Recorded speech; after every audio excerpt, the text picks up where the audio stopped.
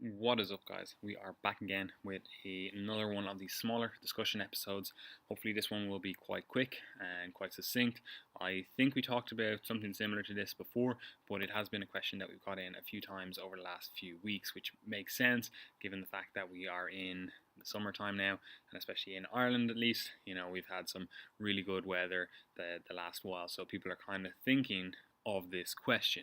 And the question is, I've been dieting for however many weeks.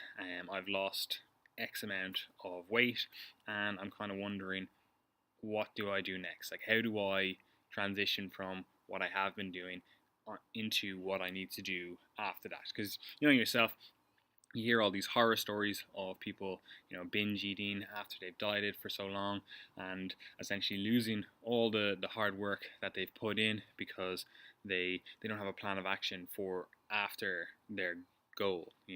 So they've reached their target weight, they've reached their, I don't know, their target body fat, a physique that they're somewhat happy with, and they're kind of going, what do I do after this? Like, how do I change my diet? How do I change the my training? Maybe how do I try change everything so that I can actually get a long-term benefit from the hard work I've put in this dieting phase? So it's a question we've got a lot over the last few weeks because, again, people are thinking it's summertime. The majority of people are kind of like, yeah, like, I don't really want to be dieting the whole summer away.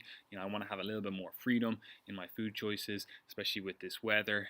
Maybe they're going, oh, I want to be able to have a barbecue and eat with my friends, and that kind of stuff. So they want to have a little bit more wiggle room in the diet.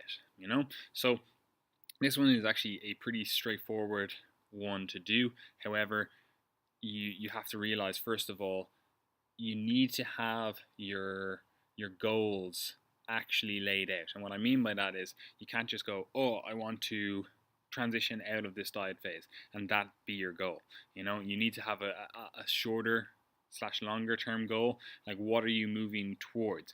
Are you looking to just maintain this level of body fat that you've gotten down to, this weight that you've gotten down to? Are you looking to transition into a gaining phase? Like, what is the actual long-term goal? And I'm not talking about your final goal, like, oh, I want to be, I don't know, whatever, 100 kilos, ripped to shreds, or compete eventually, or whatever it is. I mean, like, what are you thinking of doing over the next few months? So you need to sit down with yourself, have a little think of, what have I got coming up?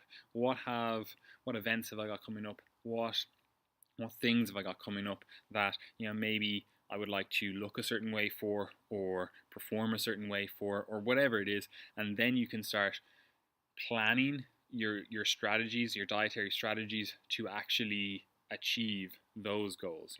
So don't just think of it, oh, I've got to my ideal body fat range, or my ideal weight, or whatever it is, and now I'm just going to start gaining again. Because most people, they kind of get stuck into that dieting and bulking or gaining mentality, where it's you're one or the other, and no one ever really stays in this maintenance phase. So they've never spent a lot of time maintaining what they have actually achieved. Maybe, like, I like to call it gaintaining. So you're still maintaining what you've got, but you're kind of pushing the envelope, maybe with training a little bit, or you're trying to get stronger or something like that. So you're not just like, oh, maintaining kind of has this negative connotation where you're just staying the same, which is not really the case. So you need to sit down, you need to have a really good think about what you have going on, where you want to be in the next few weeks, months, even years, and what is the best plan of action to help you get there in terms of setting up. Maybe you do need to gain a couple more kilos, or get stronger, or whatever it is, and you would be best served by going into a gaining phase. However, you might have something like, it's the summer now, you might be like, well, I'm kind of going away in August, say, and you're kind of like, I wouldn't mind maintaining the kind of body composition that I have currently up until that August time frame. So maybe you want to maintain for 8 weeks or so, and then transition into a gaining phase. So what do you do with the diet? I suppose before we get into that, I should also mention that we're not talking about someone who has just competed, or someone who has been on a very we'll call it restrictive competition style diet, where they've actually gotten down to like really low levels of body fat. I'm talking like sub 6%. Like we're talking veins everywhere, quite vascular all over. You paper thin skin, striated glutes, that kind of stuff. So if you've gotten down to that level, whether your goal is maintenance, or transitioning to a gaining phase, you probably are going to be best off served by gaining a little bit of fat. And what I mean by that is, even if we're in a maintenance phase, staying excessively lean isn't going to help you achieve any kind of long-term goals. Because I know a lot of people think, I'm going to get competition lean and now I'm just going to stay that lean forever, and it's like, yeah, a very select minority of people can actually achieve that. They can stay in this near competition level of leanness forever and have no issues with that. However, you probably already know if you are that type of person, because you generally probably found that, it only took me like 4 weeks to diet for a competition, because I just tend to run quite lean anyway. So if you are someone that generally you find your quote unquote set point is up in the higher body fat levels, then you're going to have a really fucking shit time trying to maintain really low body fat after a competition, or after a competition diet.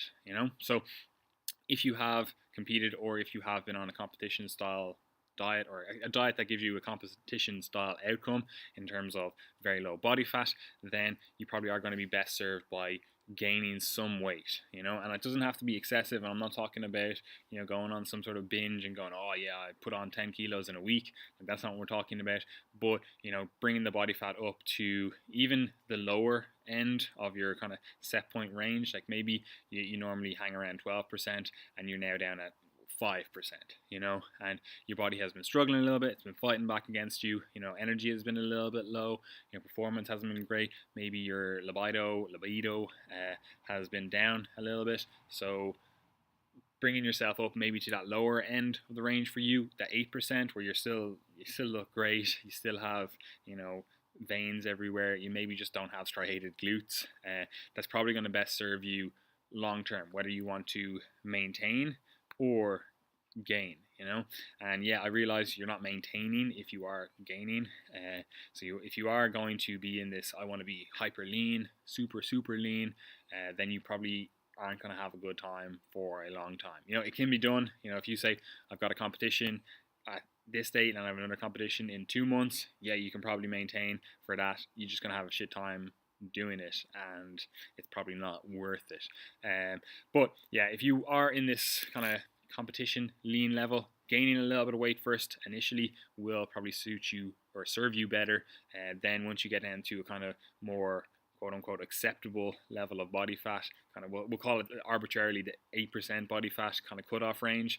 Once you've kind of got up to that, then you can maybe transition to a maintenance phase, where you're just kind of like, I want to stay roughly this. Maybe you are truly happy with your physique. You've spent the last 10 years, building muscle, and you're at the top of your natty potential, and you're just kind of like, yeah, I'm happy enough with where I am physique wise, and I just want to kind of maintain a low enough body fat forever. Yeah, that's cool. You can definitely do that, but you're not going to be, well, you're probably not going to be able to do that in a kind of competition level leanness, So pick your battles, take your wins where you can get them. But anyway, so if you have dieted and you want to move into a maintenance phase, the first thing you need to do is get your calories straight. And what happens with most people is they think, I started a diet and my maintenance was, 3,500 calories, and I've been in a 500 to maybe 700 calorie deficit. And like I've been losing weight pretty quickly, and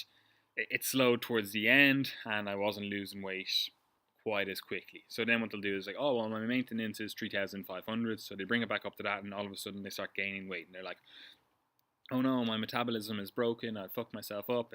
We're all like, thermodynamics is a lie, and whatever else, And it's like, no, you've actually lost weight. You probably lost a little bit of lean tissue. You've probably got some of these negative adaptations to dieting, and your metabolism is slightly lowered, which is normal in a dieting phase.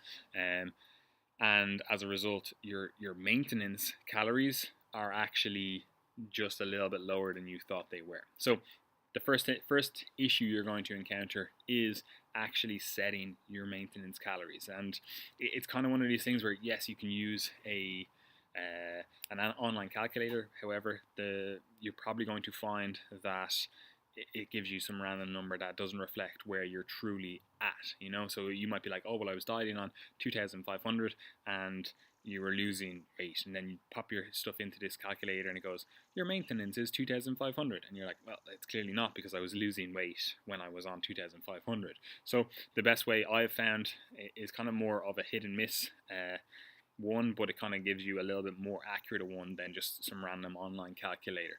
And what you do is you kind of reverse engineer it. You look at how fast you have been losing on the deficit that you have been on, and if you take that, a kilo of fat loss is roughly somewhere in that range of 7,700 calories for a kilo of fat loss, then you can kind of go, well, I was losing at half a kilo per week, so I was in X amount of deficit. And we kind of go into the article, so you can actually visualize that a little bit more.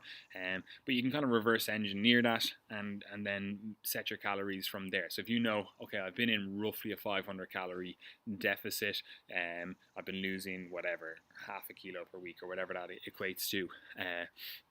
And you're kind of like, yeah, I know that was my deficit. I've been on 2,500 and 3,000 now is my maintenance. Even though when I started the diet, 3,500 was my maintenance, So you can kind of go, I'm going to bring it up to that level and then see how my body responds. Because what you're going to have to do is see how your body responds. And this is the kind of the hit and miss part. Because, I could theoretically say, oh yeah, just bring your calories up to X, and you could find I'm actually still losing weight on that, or you could find that I'm actually gaining weight on that. So you have to see, you can play a little bit more reserved and start like, oh well, I think I'm in a 500 calorie deficit, I'm going to bring calories up by 300.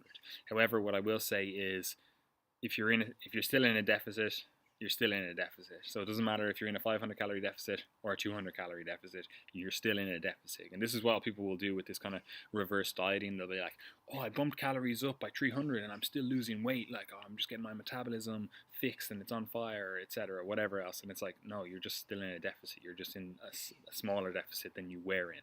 You may also find that once you bump your calories up, this is regardless of if you get at maintenance or you kind of go in still in a deficit, or even if you go into a surplus, you may find that some of those negative adaptations to dieting disappear. You might be one of the people that respond really, really quickly to a diet or to a diet manipulation, and once you bring those calories back up, your NEAT all of a sudden goes back up. You're fidgeting loads, moving around, you're getting this kind of uncoupling within the mitochondria and stuff, and you're kind of producing more heat and stuff.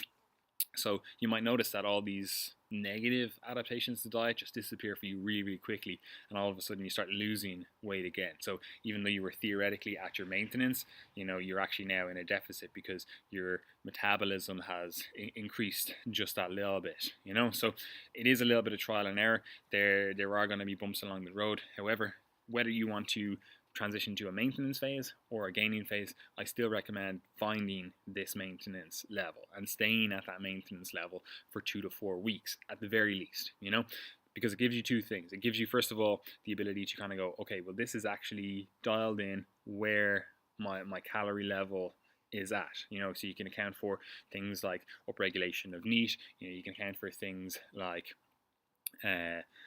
your performance increasing. Maybe you're able to hit heavier weights in the gym, so your metabolism again is bumping up because you're working harder in the gym.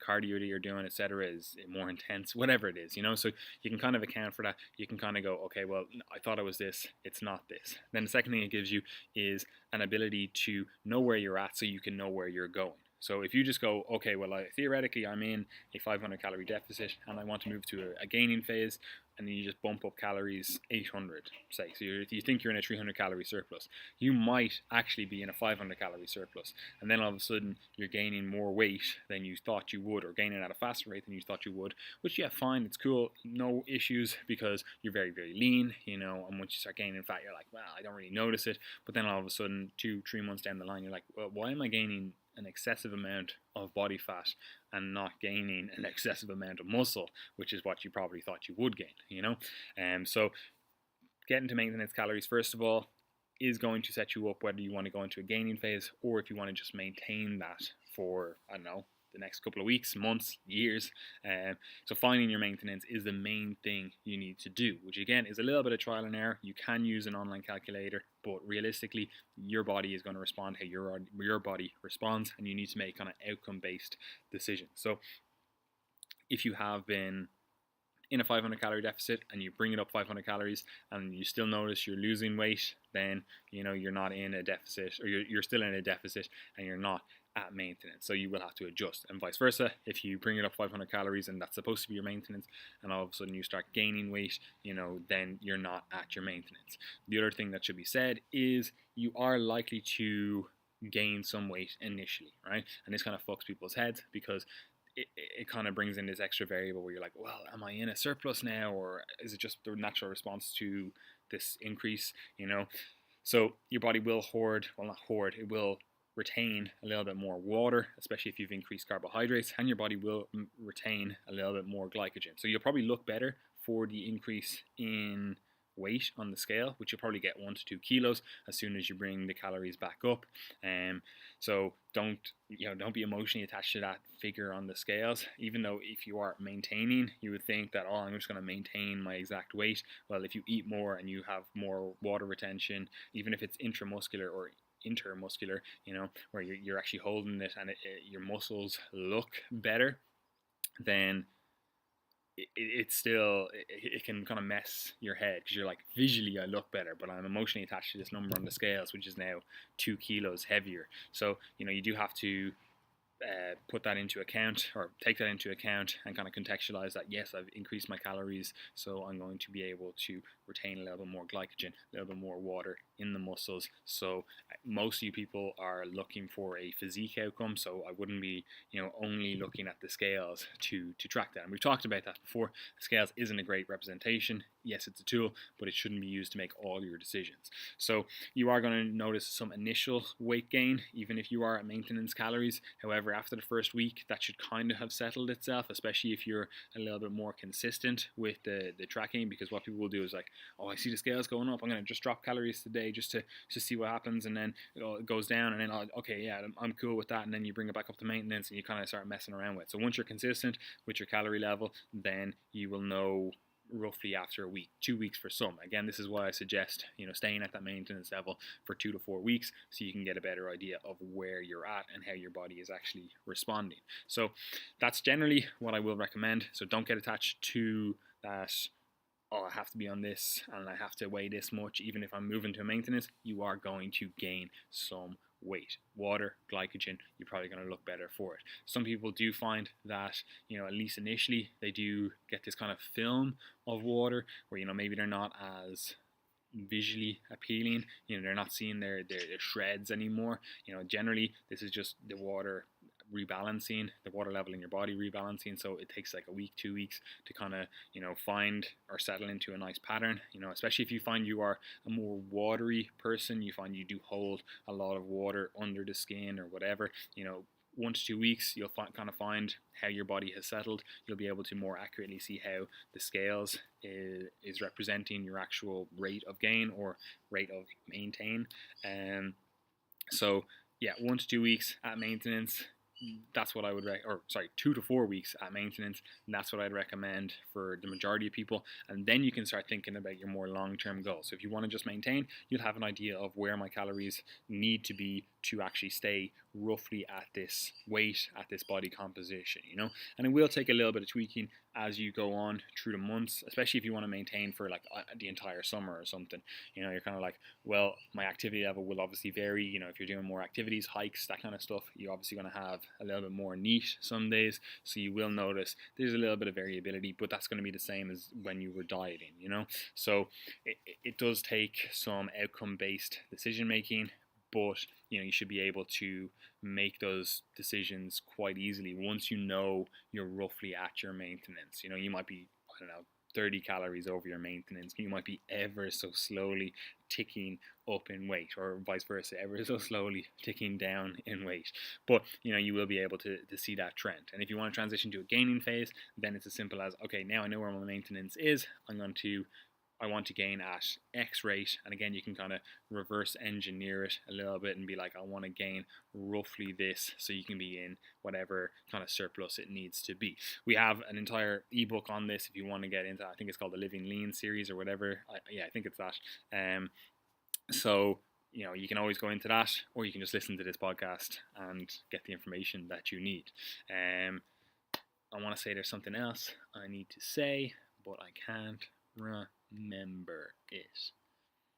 But yeah, 2 to 4 weeks at maintenance, that'll give you an idea. Oh yes, that's what I wanted to say. The cardio thing, because what people will also do is not just be in a dietary deficit, they're not just eating less calories. What they'll do is they'll either use cardiovascular work to create the deficit or cardiovascular work to enhance the deficit. So you may be in a 300 calorie deficit from the diet, and then you might be doing 200 calories of cardio every day. So this is one of the things that kind of messes people up. They'll kind of go, oh yeah, I'm in a gaining phase now, so just drop out all cardio. And then they'll go, yeah, and then I'm going to increase my calories to my maintenance, which should be X, and they just don't account for the cardio. So all of a sudden they're in this 200 calorie surplus at their maintenance, and then they're like, oh yeah, I'll just pop in 300 calories on top of that, and all of a sudden they're gaining at way too fast a rate, So you do have to account for the cardiovascular work that you're doing. You have a few options with this. You can either keep the cardiovascular work in and then just make dietary manipulations. Especially, this is a good option, especially if you actually enjoy doing cardio and you actually have a fitness goal, like you actually want to be cardiovascularly fit. However, could be a bad option, especially if you've been noticing a lot of those negative adaptations to dieting, because cardiovascular work is quite demanding energetically. So maybe dropping the cardio out or severely reducing it, and then increasing calories somewhat would be a better option. Again, if you have just used cardio purely to create all your deficit, like you're doing 300 calories of cardio every single day and you're in a 300 calorie deficit, then you could potentially drop out the cardio, and then you will be at your maintenance level, which that for some people may be the best option. Some people might be like, I need to keep some cardio in, especially if they've been in a good rhythm, a good structure of their life, I suppose you'd call it, where they're doing maybe morning cardio before work, and then they do their gym session in the evening, so they kind of like that rhythm of, I get up, do my cardio, it keeps me mentally on track, it gets me kind of moving for the day, whatever it is. For those people, maybe keeping some cardio in. If you've been doing 300 calories, maybe keeping 100 calories in, I don't know, whatever it is that whatever plan you've been doing on, or whatever plan you have been doing, you'll need to make the decisions from that, so maybe keeping some of those that cardio in the morning, and then whatever you've dropped off, increasing the diet to still account for what you keep in, then you will be able to see where you are at with your overall maintenance calories. But again, with the cardio, you do need to account for it. If you're going to keep it in, you need to know that, okay, I can increase my calories from the diet, and then if you're going to drop it out, you need to know that, or you need to account for the fact that you are also essentially adding calories, because you're now not creating a deficit, So I think that's everything, guys. There is obviously an article that goes with this, and there will be, a YouTube video and a podcast episode. So again, you've got multiple streams to find this. As per usual, the form that you can submit your questions in is linked before or below, even if I could speak. We've got a good few questions in the last while, so we've lots of Q&As to get through. But yeah, guys, keep getting your questions in, and we will get through them.